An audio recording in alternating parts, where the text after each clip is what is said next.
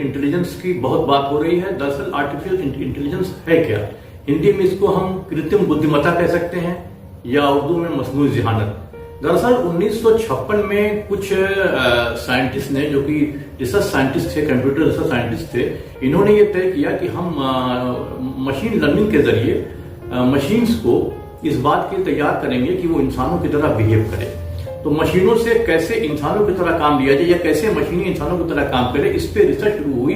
और बाद में 1956 में डिवान के पास डार्टमाउथ में एक जो है समर प्रोजेक्ट स्टार्ट हुआ, रिसर्च समर प्रोजेक्ट। और इसी प्रोजेक्ट में इस विधि को और इस जो खोजबीन को आर्टिफिशियल इंटेलिजेंस का नाम दिया, जिसमें जॉन मैकक्रेथी जो हैं, जो कि यूएस के साइंटिस्ट थे, उन्होंने ये आर्टिफिशियल इंटेलिजेंस नाम तजवीज किया। बाद में बहुत सारे साइंटिस्ट ने भी इस पे काम किया, लेकिन जो श्रेय जाता है जो उसका आर्टिफिशियल इंटेलिजेंस का, वो जाता है जॉन मैकक्रेथी को, जो कि यूएस के थे। अब आर्टिफिशियल इंटेलिजेंस है क्या?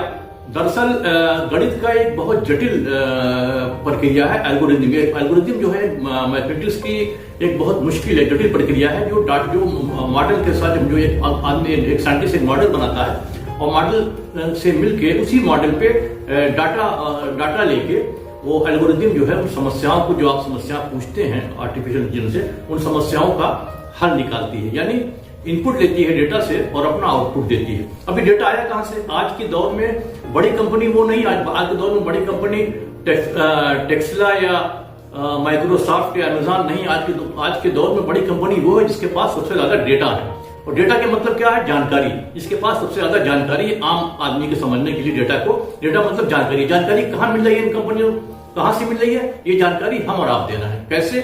डिफरेंट प्लेटफॉर्म के थ्रू, व्हाट्सएप हुआ, फेसबुक हुआ, इंस्टाग्राम हुआ, इसी तरह के सैकड़ों प्लेटफॉर्म है जिनके थ्रू हम अपनी जानकारी, अपने डेटा इन कंपनियों को दे रहे हैं। यानी हम अपनी सूचनाएं इन कंपनियों को शेयर कर रहे हैं। इसीलिए ये कहा जा रहा है जिस कंपनी के पास, जिन कंपनियों के पास सबसे ज्यादा डेटा है, वो सबसे मजबूत और बड़ी कंपनी है। अब इनका प्रभाव क्या पड़ रहा है सोसाइटी पे, ह्यूमैनिटी पे? सबसे बड़ी बात यह है कि आर्टिफिशियल इंटेलिजेंस से काम बहुत तेज हो रहा है। अगर सच माना जाए तो हेल्थ और एजुकेशन सेक्टर में एक रिवोल्यूशन आ गया है, लेकिन जो इसके डिसएडवांटेजेस है वो ज्यादा खतरनाक है। जैसे सबसे बड़ा डिसएडवांटेज है साइबर क्राइम। आज जितनी भी साइबर क्राइम हो रहे हैं, उसका 90% साइबर क्राइम में जो साइबर क्राइम करने वाले हैं वो एआई यानी आर्टिफिशियल इंटेलिजेंस की मदद ले रहे हैं। दूसरा क्या है? Job displacement. नौकरियां जा रही हैं बहुत तेजी से, एक साथ सैकड़ों लोग निकाल दिए जा रहे हैं कंपनियों से। फायदा क्या है? फायदा, रिवोल्यूशनरी फायदा यह है कि काम बहुत तेज हो रहा है, आउटपुट बहुत तेज मिल रहा है, कोई भी समस्या बहुत जल्दी हल हो जा रही है। और लेकिन जॉब डिस्प्लेसमेंट से एक बड़ा वर्ग जो है वो अपनी जॉब से निकाला जा रहा है।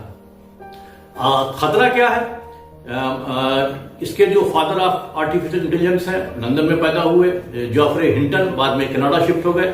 इनका कहना यह है कि जब हम एआई पे, यानी आर्टिफिशियल इंटेलिजेंस पे काम कर रहे हैं, तो एक स्टेज पे हमको ऐसा लगा कि ये काम मशीनें नहीं कर रही है, बल्कि कोई और शक्ति है जो ये काम कर रही है। अब ये उनकी ये बात आने वाले समय में ये कोई छोटी बात नहीं, ये बहुत खतरे की बात है। इसलिए बहुत सारे साइंटिस्ट का ये कहना है कि आने वाले दिनों में ऐसा ना हो कि ये मशीनें सेंटिएंट हो जाए, यानी इन मशीनों में संवेदनशीलता पैदा हो जाए। जैसा कि हॉलीवुड की फिल्म टर्मिनेटर में के 5 किस्तों में, यानी 5 सीरीज में दिखाया गया, या रजनीकांत की फिल्म, तमिल फिल्म जो बाद में हिंदी में डब हुई रोबोट के नाम से, उसमें दिखाया गया कि लास्ट में जो है वो रोबोट सेंटिएंट यानी संवेदनशील हो जाता है।